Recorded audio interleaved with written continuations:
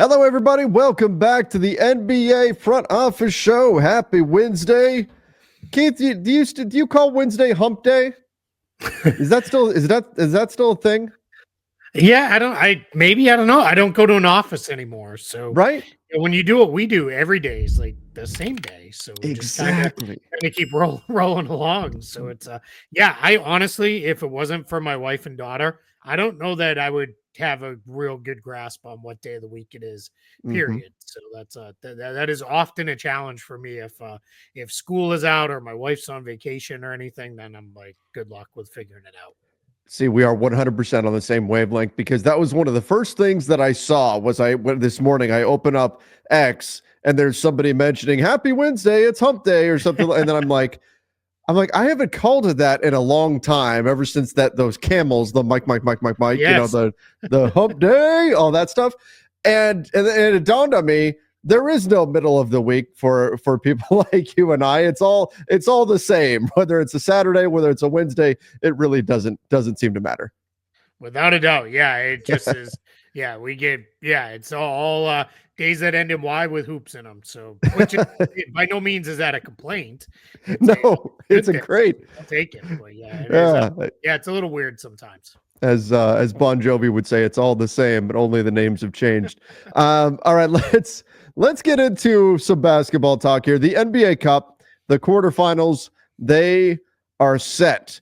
On the east side, we've got Milwaukee taking on Orlando. We've got the Knicks taking on the Hawks. And then on the west side, we've got OKC taking on Dallas and Houston against Golden State. Keith, is there a matchup that you're particularly excited about from this these four games?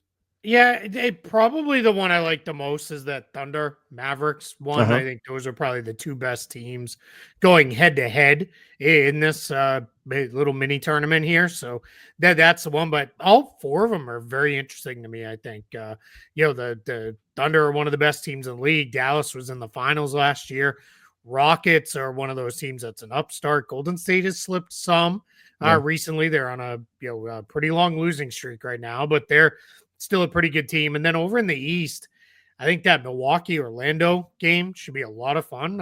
Even though Milwaukee's hosting Orlando, I think a lot of people might think Orlando would win, but Milwaukee's been playing better recently than Knicks, Hawks, Trae Young in the Garden. Let's go. Like, that's always a good time. So I really like, my favorite thing in this is Atlanta, Orlando, Houston, teams that are like up and coming teams that are rising, and they have a chance here to do something and win something. And that's part of the fun of the NBA Cup. I think as this grows and is around for more years, people really come to respect that part of it.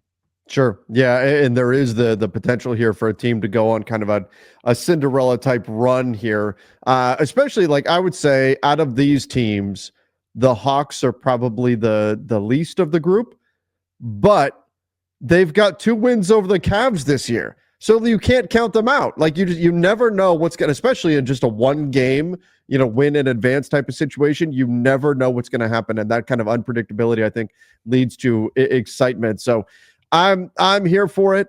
I still don't like the floors, Keith. I still don't like the floors, but the basketball, especially here now that we're into the quarterfinals, I mean, teams can smell the money at this point. They're going to be really going all out, and I think we're going to get some really great games out of this.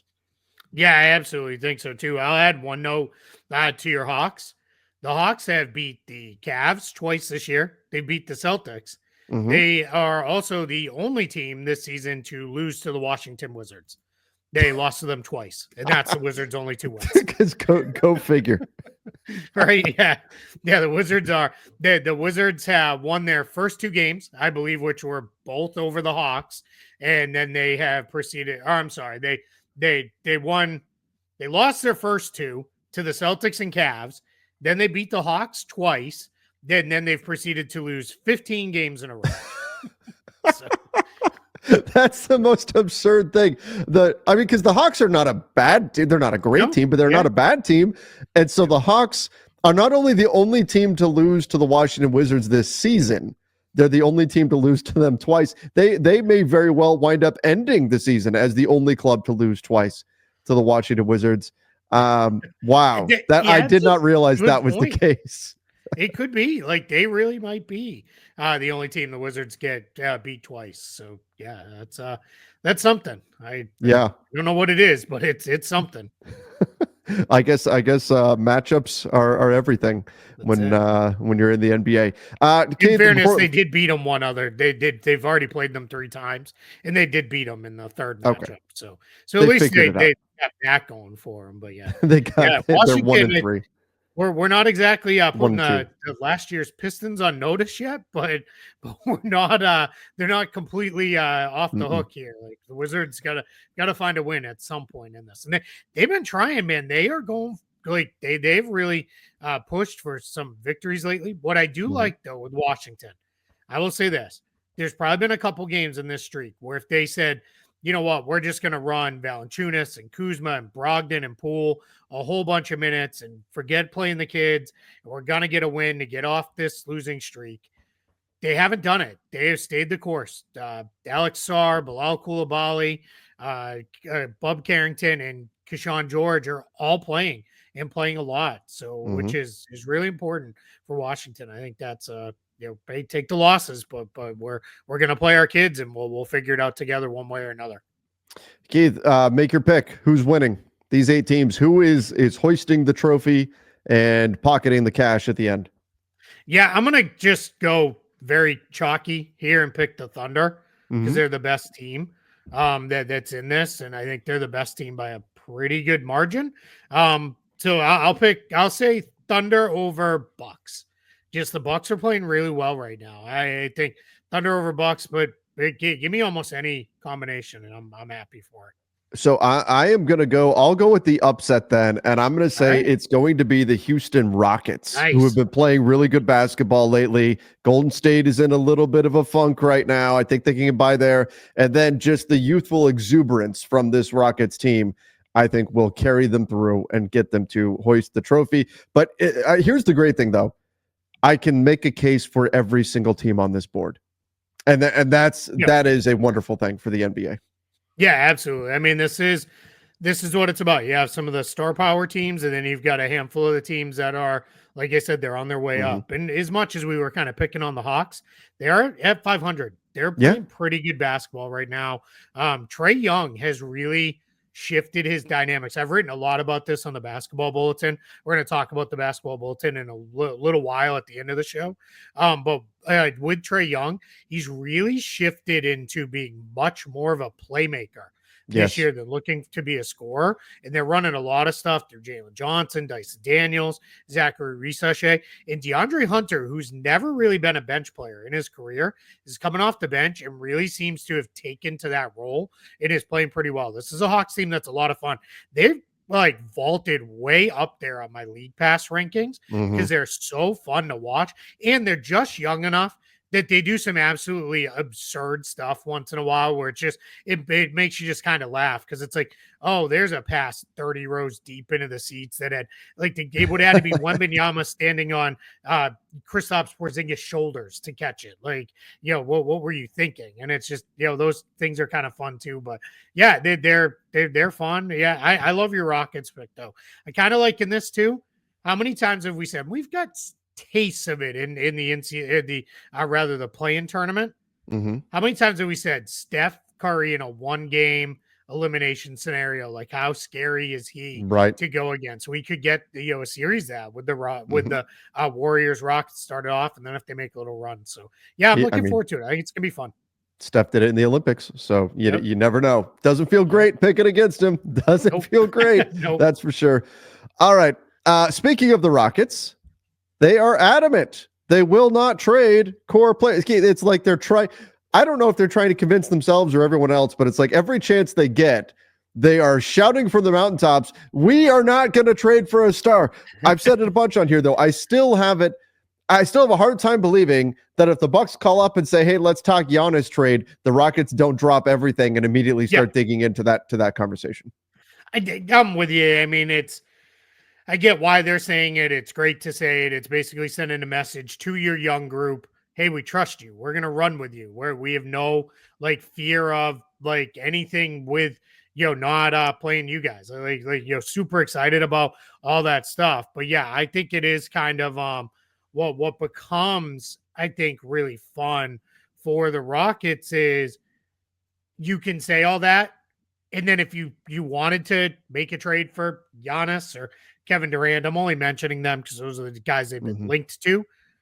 No one's going to complain. Like, no one on the roster is going to, or on the fan base is going to be like, hey, you said you wouldn't do that. Like, they're going to be like, okay, cool. We're getting a superstar. Like, it's, that part's fun there. But why would you right now, right? You're winning. You're doing pretty good with the group you got. I like their mix. They've got a good mix of offense, defense. They're super brash too. Like they come at you, right? They've taken on Dylan Brooks and Fred VanVleet's personas as their veteran leaders of, hey, we're going to yap. We're going to tell you about it when we're beating you. We're going to make sure you know. And I think that's not a bad thing because it's like, I remember this was a few years back when everybody got all up in arms about the Grizzlies doing it. And it was like, if you don't like it, stop them. Like, beat them, right? If you don't want them to yap, beat them. And nobody could for a little while there. So, yeah, I'm all in on this Rockets team. I think they're a lot of fun. Yeah, I think they're a really quality team. Again, why upset the balance right now? Keith, so much of it, especially when we were having this conversation with some people. I was having this conversation yesterday when it comes to the Jared Vanderbilt situation with the Lakers and controlling expectations and, why people get upset and all that kind of stuff. It's so important that you do manage expectations around a team. And so the Rockets, by coming out and saying, oh, no, we're not trading anybody. We like where things are at. Not only are they in a defensible position because of the way that they're playing, and you can make a real argument that, no, they shouldn't make some kind of big all-in move. That should not be the way it goes. But it also controls expectations. Now, if they say it enough, their fans are not going to be expecting a big move at the trade deadline. So if one doesn't happen, they're not going to be upset. And as you said, if one does happen, they're going to go, cool, we just got this guy. You know what I mean? So there's no downside to having this approach from Houston. Even if this is 100% factually the truth, and I think it is, I don't think they're trying to trade their core pieces away right now. But even if it's not, this is still what you want to put out there, because it keeps the players on the team happy. It keeps the fan base from expecting some big move. Then they're upset if it doesn't come. And if a move happens, then great. You get to take all the credit. But if it doesn't happen, you could say, well, everything just went according to plan, just like we told you all along. Yeah, absolutely. Yeah, it's what's fun. And I've said this on the show before, so this is a repeat. I apologize if people remember it, but it's worth repeating.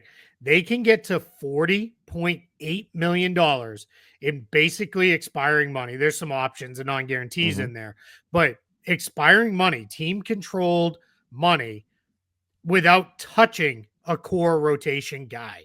And that's not even like a core young player. That's without touching somebody who is every night in the rotation. That would be Steven Adams, Jeff Green, Jock Landale, Jayshawn Tate, and Aaron Holiday. Just their contracts together. That's Jayshawn Tate. I didn't say him. Just him too. But that is $40.8 million that you can put into trades. And it doesn't have to be all of them, obviously. It could be any mixture. But you could do that without even touching one of your starters or one of your main guys off the bench, which are Thompson, Shepard, and Eason. So that's incredible optionality to be able to do that without even touching those guys. They've got extra draft picks because they've got some Suns picks. They've got some Nets picks still. So they're in really good shape in Houston to really do kind of almost whatever you need to. It's very similar to the Thunder from a couple years ago, where you've built this really great young core, and then you've got some picks, and you've got really good cap flexibility, some tradable salary. You can really kind of do whatever it is you need. So if we're 2 months from now and they're like, you know what, we need one more big in the rotation, or we need one more really good shooting wing, well, they're going to be in position to go get it with very little trouble. Yeah, exactly. They're one of those teams. OKC is another team that can go get pieces that they need, and that's got to be exciting for the Rockets. Not only do you have this talented young core, you've got these young players that are on the rise, but you also have the flexibility to go make moves into the future when it's time to make that big move and go over the top. They've got the ability to do it. Yep.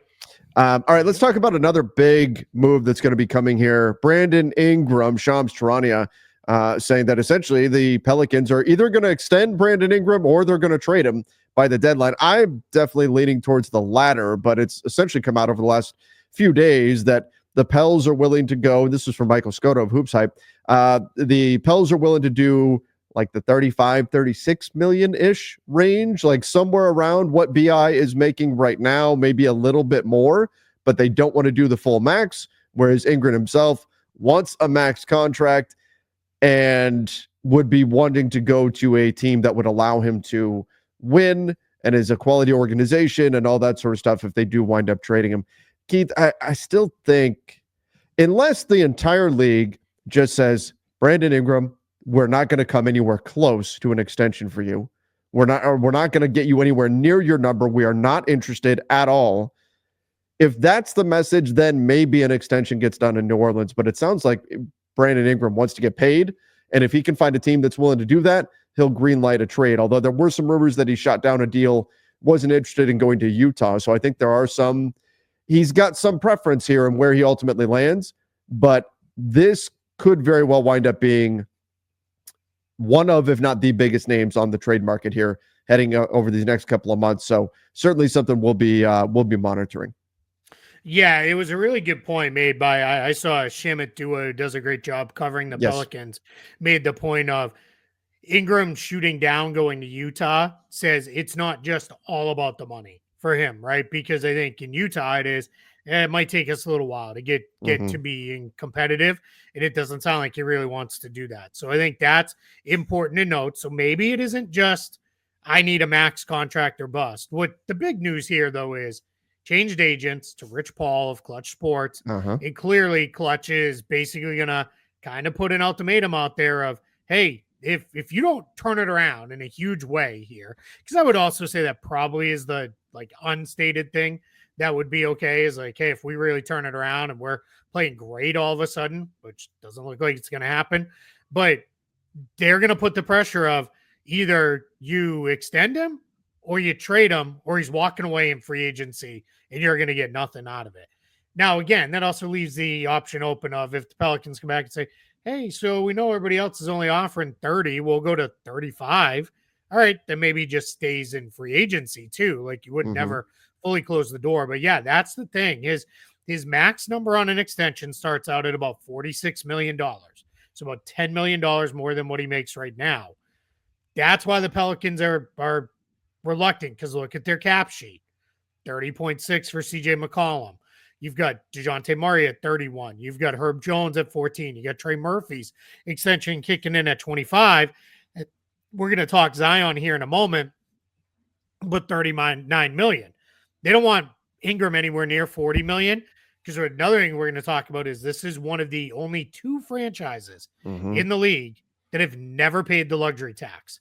And we're going to talk about it's something they did a couple days ago here that makes it even more likely they won't do it this year, and they shouldn't, but we'll get to that. That's why they don't want to go to 40-something million for Brandon Ingram. That's why they're trying to hold the line and say, hey, we like you, but we don't like you at 40. We like you at like you that much. Yeah, exactly. Yeah. It's okay. We can still be friends, and all that stuff that people say never actually mean.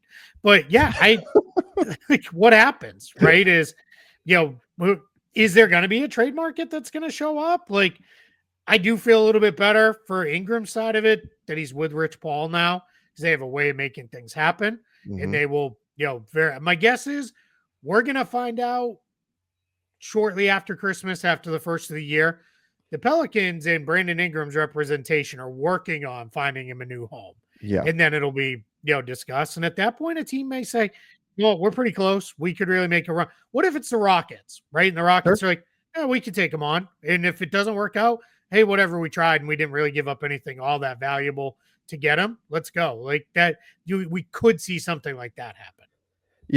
And we'll talk about this when we get to Zion a little bit too. But one of the things we have to keep in mind as well, the Pelicans built this roster to be a playoff team. Like that was the plan. 100%. They have yet to see their roster. They still haven't seen their team together. I do wonder how much of the perhaps hesitation that we may see on the Pelicans' part will be because we're going to trade away a key piece to this roster, and we still have no idea whether or not what we have is any good. All we know is they've been perpetually injured, and so we've been terrible. We've lost a ton of games, and frankly, if you do the math, they have to win an absurd amount of games. Like last year in the Western Conference, it took 46 wins to make the play-in. They have to win at like a 70% clip, I think it was, something like that, in order to hit that mark this coming season. This season. So it gets tough. And so you have to wonder, do you just make that move, even though you unfortunately have not gotten to see what you have or don't have? Or if you're the Pelicans, do you try to hold off and find out, do we maybe really have something here? And in the meantime, Brandon Ingram's contract situation is what it is. You're going to have to make a decision here, or you risk potentially losing him for nothing unless you can execute a sign and trade or agree to a deal. I'm sure if Brandon Ingram suddenly said, you know what, the market says I'm worth 30, I'll take 30. The Pelicans would say, cool, here's 30. Yeah. Let's go. But that's not what's happening here. And to a bigger market-wide point here, I think the fear from the Pelican side has to be that Brandon Ingram becomes the next Zach LaVine. That he is the next guy that should be the third best player on a good team, and you're paying him like the best player or the second best player, and that just gets you into a whole mess of problems, and you wind up with a contract that is seen as negative value, especially given his issues with playing games each season. He hasn't appeared in very many games throughout his entire career. I think his high for his career was 79 as a rookie. Since then, he's hit 64 once, and that was his high for games played. So there's a lot of reason to be cautious here if you're the Pelicans, but I'll tell you, it's a shame that we haven't got to see what this team really is or is not. Yeah, I completely agree. And I'm never going to hold he had like that thoracic outlet syndrome after he got traded to New Orleans. I'm never going to hold something like that against the guy. Sure. That's not like a normal injury thing. And once that was corrected, it was corrected. And now that's good, but he misses other time. He's had knee stuff. He's had a bunch of other different injuries. And the problem, like the LaVine comp you made was really good. And the idea of you'd be paying him like the first best guy, and he probably should be your third best. Here's the problem. The Pelicans would play him like their best guy without full assurance he'd be there. And then the other guy who should be their best guy, you have no faith that he's going to be there because of Zion. So you're going to be in a spot where, wait a minute, all of a sudden we're, $80 to $100 million into two guys, and they miss all this time. You can't build a winning team around them. That becomes basically impossible to overcome unless you literally hit a home run with all of your other moves. Yeah. And nobody does that. Nobody's going to knock it out of the park that way. So that becomes your challenge here. If you're New Orleans is, how do you make this work? And I would say the other thing with Ingram, where I would kind of hold a line here if I'm the Pelicans, great. You're going to walk next summer. I'm not taking a bad deal. I'd be very, certain I'm not doing a bad trade. And even if you're then I'll walk next summer, to who? You're going to Brooklyn? Okay, have fun. Good luck in Brooklyn. Because then everything you said about you want to compete and be in a good spot to win games, you're tossing that out the window. I fully recognize the Nets have been more competitive and who knows what they would build, but that just doesn't seem realistic at all. And I would be so who else then? Because remember, sign and trades, that's I was about to say that's a three-way street. That's not a real thing. Three-way street. That just sounds dangerous. Yeah, right. Yeah, that'd be very bad. I don't know what the third way would be. Up or down, I guess. I don't know. I mean, I'm just imagining all kinds of accidents, though. Yeah. It'd be like one of those intersections that they show. You ever see those videos? It's those very crowded intersections in India. Oh, yeah. There's 900 roads empty in the same one.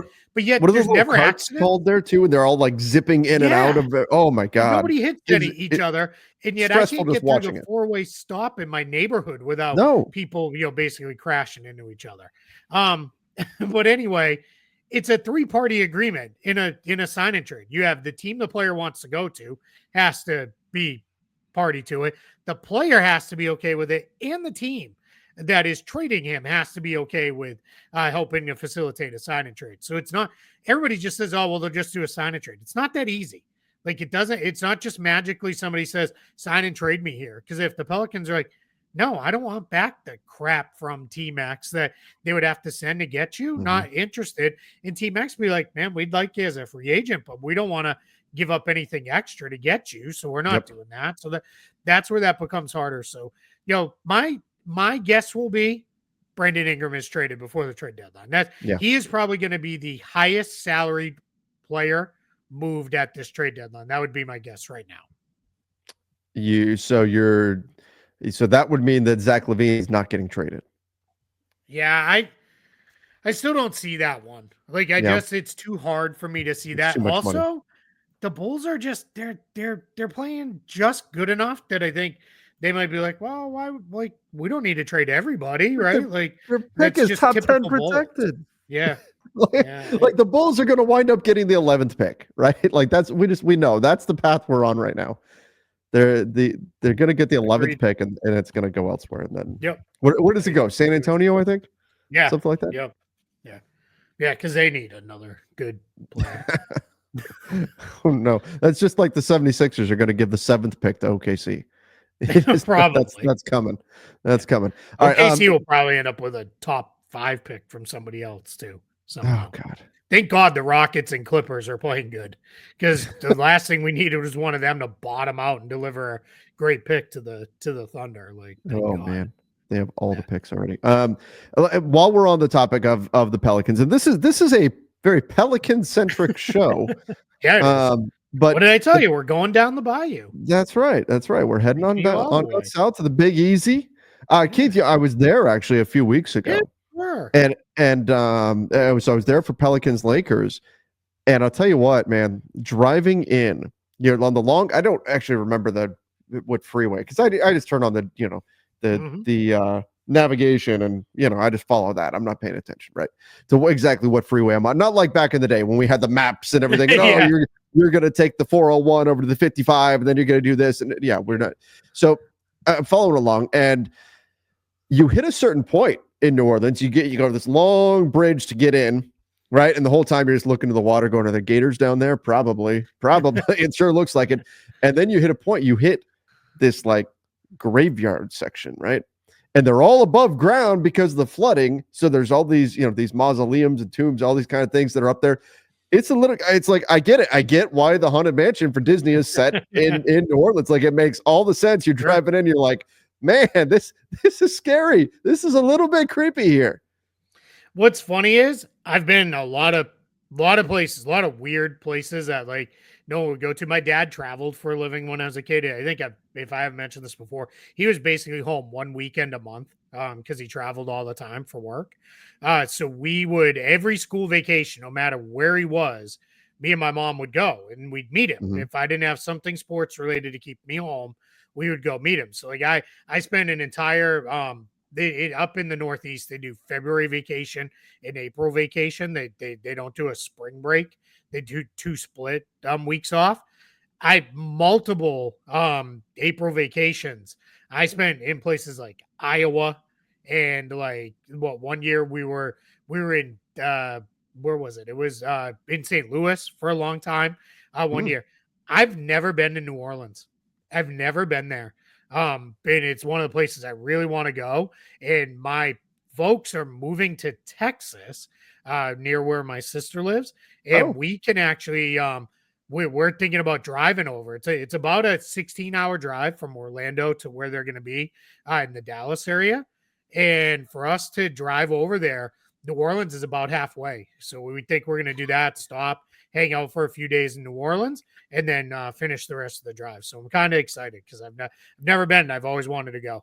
It's definitely an interesting town. You can go check it out. I highly recommend trying the food. They've got all kinds of great food there. But the question is, so Keith, you will be in New Orleans. Will Zion Williamson be in New Orleans as well? Maybe the food's a little too good in New Orleans when it comes to, now that Zion's got all these weight clauses in his contract. But the Pelicans reportedly won't waive Zion Williamson. He's got a very interesting contract where you've got, sections of his salary are not guaranteed, and he's got certain qualifiers he has to reach, both in terms of games played and his weight.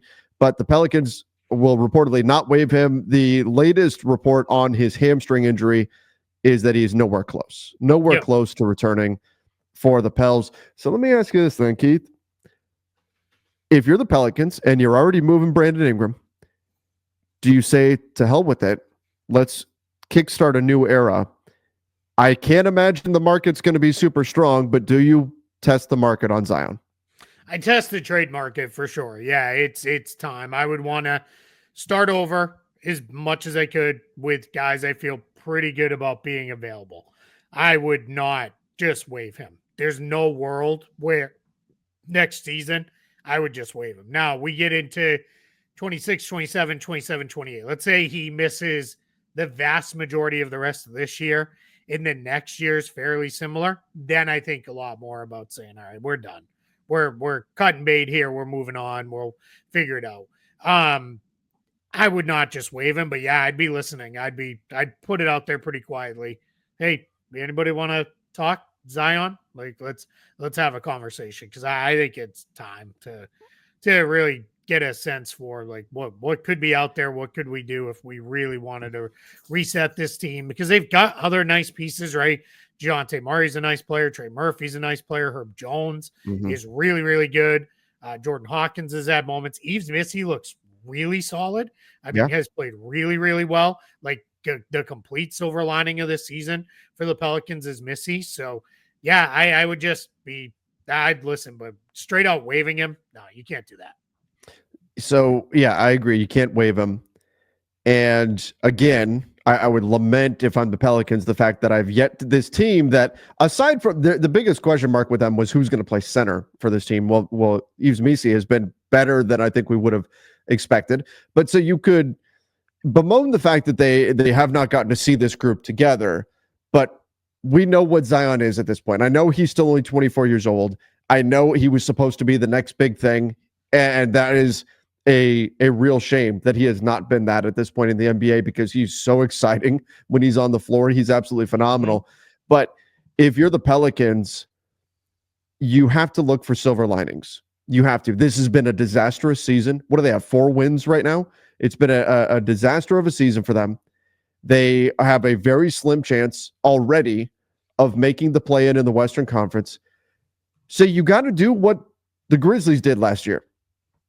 When life gives you lemons, you say F the lemons and bail. No, wait, sorry. That's forgetting Sarah Marshall. No, sorry. You make lemonade. You make lemonade. That's the correct advice. Sorry, everybody. You make lemonade. And the Grizzlies last year took a down year when everybody was hurt, and they used it to find players. You find Gigi Jackson, you find Vince Williams, Scottie Pippen Jr. gets going, Jake LaRavia gets some run, and you're able to find some pieces that are now helping you win, and the Grizzlies are now quickly on the rise in the Western Conference. That's what the Pelicans need to do here, and if that means moving on from some players and resetting for the next iteration of your team, then you do it. You've got an opportunity. You don't have to worry about right now. You don't have to worry, oh no, if we trade Zion, we're going to lose a bunch more games. That's okay. You're already losing games. The Grizzlies wind up getting Zach Edey. If you're the Pelicans and you wind up with a top pick in this class, you could get somebody significantly better. When you look at the prospects that are at the top of the board here, you could be off and running with a major head start on the next iteration of this Pelicans team if you make some difficult decisions right now and just play the cards that you've been dealt by the injury bug. I think it's really a thing the Pelicans need to strongly consider doing, because this may be one of your last chances. If Zion is hurt this whole year, what's his value like next year? What's it like the year after that if this continues to be the thing with him? This may be your best opportunity to turn the page and move on. Yeah, I really don't have anything to add other than, play your younger guys, see what you get. They're getting pretty good minutes out of Brandon Boston. That could be something. Let's just move to the next thing. They waived Elfrid Payton. Yeah. Elfrid Payton, who had 21 or 22 assists in a game a couple days ago. Thing to do. In December, you're waiving a dude named Elf? Come on. Yeah. Oh, man. Yeah, that is tough. Yeah, I didn't really think about that part of it. Hey, but they did it because they don't want to keep eating. Every day he was on the roster, it costs them money. That goes onto the cap sheet, and they're healthier now, especially at the guard position. McCollum's back, Murray's back, Hawkins has been playing, so they don't really need another point guard. So they waive him because they're sitting right now. It's a little complicated because there's some money in there for DeJounte Murray, which shows likely right now. It'll probably flip to being unlikely bonuses. And when that flips, that'll bring them down. But they're about 1.4 million in actuality above the luxury tax line. I mentioned it before. And the reason I did was because they've never paid the luxury tax. They're not going to this year, not for this team that's struggling to win anything and get any kind of momentum. So they're going to do a salary shedding move. It may be as simple as Jeremiah Robinson Earl, Javonte Green. Maybe they do a bigger trade. Maybe in the Ingram trade, they take back less money, but they will get out of the tax one way or the other before it's the end of the year and it's time, which is really, we say end of the year, but it's really trade deadline time is when you need to be out of the tax. But then that's when I think what they'll do is they'll do that in a way where it leaves them enough room to say, all right, Brandon Boston, we're going to convert you to a standard contract, have your rights, have a little bit of control here because he's played pretty well. But yeah, lean into he's Missy, Brandon Boston. You can play Trey Jemison more. Well, one of their big guys is on a two-way contract. But when you look at it, there's not like a ton of like exciting young talent, on this roster. Not that they're old, but there's not like, man, that guy just needs minutes. Like throw him minutes. Like you're kind of going searching, but that's okay. Hey, at the end of a bad year, like the issue is they're not in a spot to just, hey, let's cycle a bunch of guys through on 10 days. Again, until they get this tax issue resolved, they don't want to take on any more salary. That's why they waived Elfrid Payton. Right. It's a salary thing. Okay. Let's jump over here. Kevin Durant out a week due to an ankle issue. The Suns have proven to be a very different team without Kevin Durant compared to with him. So this is obviously a big deal for Phoenix. They've been playing some pretty good basketball lately. I'm just pulling up their schedule here to see who's ahead on the schedule for the next week. Oh, wouldn't you know it, Keith? They've got New Orleans up next. The Suns should be okay, I think. Yeah, should be just fine there. So looking at their schedule, you got a couple of tough ones. So you're at New Orleans, then at Miami, then second night of a back-to-back at Orlando. But then you've got, because of the NBA Cup and the gap there, it looks like if Kevin Durant is back in a week, he's only missing 3 games. That's not bad. It could have been a lot worse. He could be back Friday, December 13th at Utah. And boy, Keith, did the Suns fans have to be thrilled with the Suns draw in the games added onto the schedule from the NBA Cup. They got Utah and Portland added to their schedule. Whew, that's nice. Yeah. Did you see in the East, Boston and Cleveland both got a game against Washington? Merry Christmas. We already talked a lot about the Wizards being awful. Like, hey, let's just kick them when they're down. Let's give them the 2 best teams in the league right now. 2 more times. Yeah, that's what they need. Two more games against those teams. Like, let's go. Unbelievable. Basically, Washington, you may win again in January. Like, we'll see you then. Like, you do your best. Like, yeah, ridiculous. But yeah, it's yeah, you're right. This could have been way worse for the Suns. It looked I don't know really how to put this. It looked more like a standard like ankle roll than like one of those ones where it's like, oh my God, like that is horrible. Or one where it's like, oh, it looks like he's okay. Like this looked like, oh yeah. And this is encouraging that they're like, yeah, it's going to be a week. Like that's not the end of the world. Devin Booker's been playing pretty good. My guy, he started last night. I saw you tweeting about him earlier today. Yeah, it was a lot of fun. I had no less than 20 people reach out to me in one form or fashion and be like, hey, Oso's starting tonight for the Suns, which, hey, thanks for joining the movement. I appreciate it. Like, you all know ball, right? That's a popular thing people like to say. Well, you know ball. So, but yeah, it's, they should be okay, right? Like, get through it. Because when they've got their guys, they're pretty good. Like they are pretty good. I told you they're my new Clippers. I'm the idiot who's going to buy into this stupid nonsense. Then they're going to get to the playoffs and somebody's going to be hurt and they're going to lose again because I'm a moron. But it is what it is. But yeah, I mean, you got to get KD out there. But yeah, survive the next week with Devin Booker, Bradley Beal. I would assume probably Ryan Dunn maybe slides back in there and starts again. Maybe Royce O'Neal. We'll see how they go with that. Nurkic has been in and out of the lineup too, so you're probably going with a little bit of a bigger option. Maybe O'Neal gets in there, so we'll see what that looks like. Yeah. And, again, the Suns have been way less dangerous without Kevin Durant. Not a surprise because he's a fantastic player, but it could have been much, much worse. All right. Keith, you've been putting in the work over at the Basketball Bulletin Substack. I know you want to chat a little bit about that. What can you show us there? Yeah, so just anybody who's wondering, like, what is going on at the Basketball Bulletin? You guys keep talking about this. It's our Substack project from us. Bryce Simon has contributed with draft stuff. It's too early yet for that. I do have my initial draft big board is out there, and anybody can read it. In order to read our stuff, you do have to subscribe, but subscriptions are completely free. And then what I've been doing is once a week, I put up a completely free and unlocked post. So even if you're not a paid subscriber, you get the whole post. But to see the pieces, you have to subscribe, period. But you can do a free subscription and you'll get part of it. And I'll show you here as we go through it what I've been doing every single day. When I'm not down for the count with a cold, the next morning I read about some of the games I watched the night before. So in this one, it was the Warriors and the Nuggets. And what I do is I try to call stuff out in little clips. So I'll play this one here. This is just Aaron Gordon.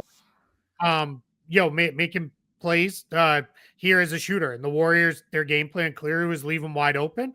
Aaron Gordon shooting over 54% from deep this season. So probably not the best idea to just leave him this wide open, but call out little things like that. And then I try to go to other stuff that's maybe a little less noticeable. Like I'll pull this clip.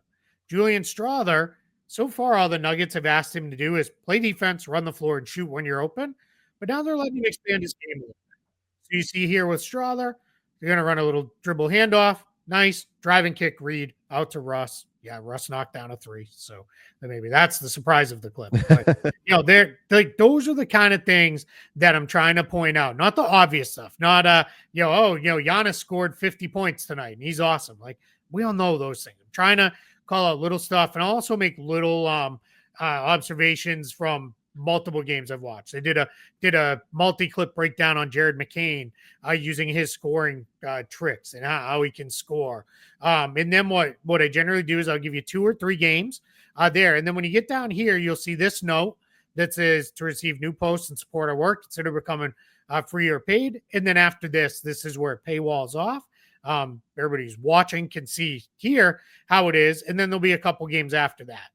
So just wanted to show the Basketball Bulletin, some of the things we've been doing over there, some of the things that I do on a daily basis to provide you game notes and thoughts. And if it's like, hey, I don't have time to watch these other teams, I'm probably going to cover them. I keep a pretty good schedule that I stay with, and I'll try to get there. And it's just calling out stuff. Like the whole Clippers section was about Jordan Miller. Who's actually getting minutes, and he's done pretty well with those minutes over the last week. So it kind of normally I avoid blowouts because there's not a lot to take from them. But in this one, I wanted to get a note in about Jordan Miller. He had a couple nice plays in this game where they blew out the Trailblazers. So I made sure to slide in a note about him. And then I'll just share this part because we're going to be doing this draft stuff. I'll be having my next iteration of the draft big board will go out, and that'll be behind the paywall. So we're going to keep that behind the paywall just for the idea of, hey, we want to help drive this. And for the people who criticize a paywall, I get it. I like free stuff too, just as much as the next guy. But we're trying to make some money so we can continue to do this. And we don't have to go back to those hump day conversations in an office somewhere. That's why we're doing this. But trust me, we've kept it as low as humanly possible, as low as Substack allows. Is the subscription price, and we're toying with ideas of what else could we do. They've added some subscriber only chat functions that they do, so maybe we'll do some stuff like that. It'll be a lot of fun. It'll be worth it, and and you get a chance to support your 2 favorite best kept secrets in the world of coverage of the NBA. Keith, I have no idea how you're able to watch as many games as you do and put out those notes. That is a Herculean effort. I have a hard enough time catching all the highlights from each game, but incredible stuff that's going on there over at the Substack. I am going to eventually finish the piece that I've been working on all about covering NBA games behind the scenes. That will be coming, but you guys know I've also been working on the Basketball Bulletin YouTube channel, which has been absolutely taken off Yeah. That's been going crazy. And I've been focusing on a lot of specifically trade types because there's been a lot of trade buzz out there. So I've been looking at, hey, where could Jimmy Butler wind up? What about Brandon Ingram? Where could he go? Kyle Kuzma, could a trade happen there? What about the Kings? Why are the Kings not better than they are right now, record wise? What's happening there? So a lot of very specific stuff that I'm putting out over on the Basketball Bulletin YouTube channel, which you guys can check out. Again, that thing's growing like crazy. So go give that one a look if you have not yet. But Keith, yeah, we're both rocking and rolling here with all the Basketball Bulletin stuff, both on the written and the video side of things.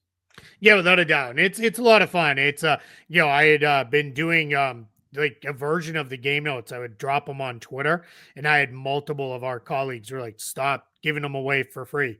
Like put them on you have a Substack, use it, like put them on there. And I was like, you know what, not the worst idea. Like I will definitely, do that. And that's where they live now. So if anybody's interested in that, the question will always come up. I know someone's going to drop it in the comments, so I'll just preemptively answer it. Condensed games for the win. I don't watch the condensed 10-minute highlight versions. I watch the possession only versions of the games where you like 30 minutes. Every possession. It just cuts out all the nonsense stuff. Yeah. So all the stuff in between the possessions where the clock is dead, and all the other things. And then if there's a game I really want to make sure I see some other stuff, I record a bunch of games. Yes, I still use a DVR, but I record a bunch of games that way just because it's a little easier for me to stop and go back and control. And then I make copious notes as I go through. I keep a whole file of notes, and that's how I know where to go back and like, all right, find the plays that I will drop in the Basketball Bulletin. I know where to find them because like I make a note on it. And now I will say this, nothing frustrates me more than anybody who's pulled clips off NBA.com, which is incredible that they allow us to even do this and give you this Sure. functionality. Nothing is more frustrating than there's this play. This is the perfect play. And you clip in, then it says video not available. Yep. Cry for a couple minutes and, bow my head in sorrow and then, get back to work. But I'll say this too. I love it, man. It's my favorite thing is sit down and break down the games the next morning.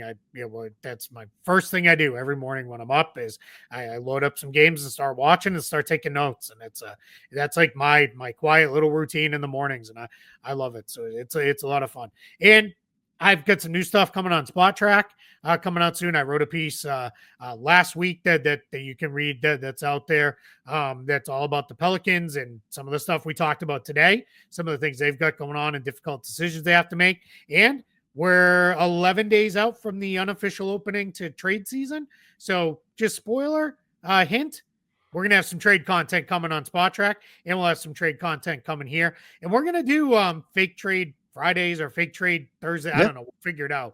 We're going to put the call out to y'all for send us some fake trades and we'll evaluate them. We don't normally, I know you don't do it a lot and I don't do it at all. We don't respond to fake trade proposals on social media because you do one and then here's 4,000. Yeah. Hey, what about this? What about that? What do you think about this one? Like, yep. Yeah. So when we put the call out, that's the time. Send in your favorite fake trades.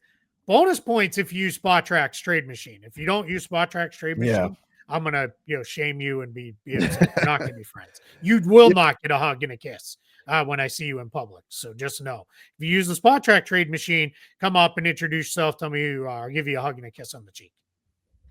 Man, you're giving out kisses and everything, but you really want people to use the Spot Track trade. You got to shake hands and kiss babies, or kiss hands and shake babies is not how you do it. That gets you in trouble. So there's obviously a lot of stuff going on, a lot of other things that we're doing. Keith, as you're describing everything you're doing, I'm in my head. I'm going through, okay, so Keith is doing this at this time of the day. I'm doing this at this time, and kind of how our days contrast. And typically, you're up much earlier than I am. There's nights, though, where you're probably getting up right about the same time I'm going to bed. Yeah. But I'm getting into kind of comparing the two things, and I'm like, I just keep thinking, we work a lot. We work a lot. When I start comparing this, I was telling my wife earlier, I was like, I did the math yesterday and just jumping from a bunch of different tasks and all that. It wasn't a game day for me yesterday. And I think I worked for 11 hours total.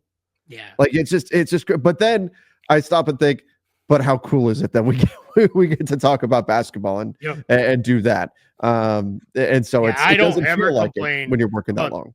the amount of time we put in because No, it's nobody wants to hear it. And honestly, it rarely ever feels like work. Now, when it does feel like exactly. work is like you said, when like things aren't working the way you want, and we're both Yes. very reliant on technology. Sometimes there are challenges with that. And I know a lot of jobs are relying on technology, don't get me wrong, but yeah, it's I mean, yeah, I'm breaking down basketball games. I'm not working. No. I'm done. I don't do actual work anymore. I get to have fun and get paid for it. This is great. Best job I've ever had. Exactly. Exactly. All right, everybody. Well, make sure you do subscribe right here to the NBA Front Office Show on YouTube. Go check out the Basketball Bulletin as well. I'll drop the links in the description down below. Thank you guys for joining us. We'll be back tomorrow with a new show. Till then, see ya and stay safe.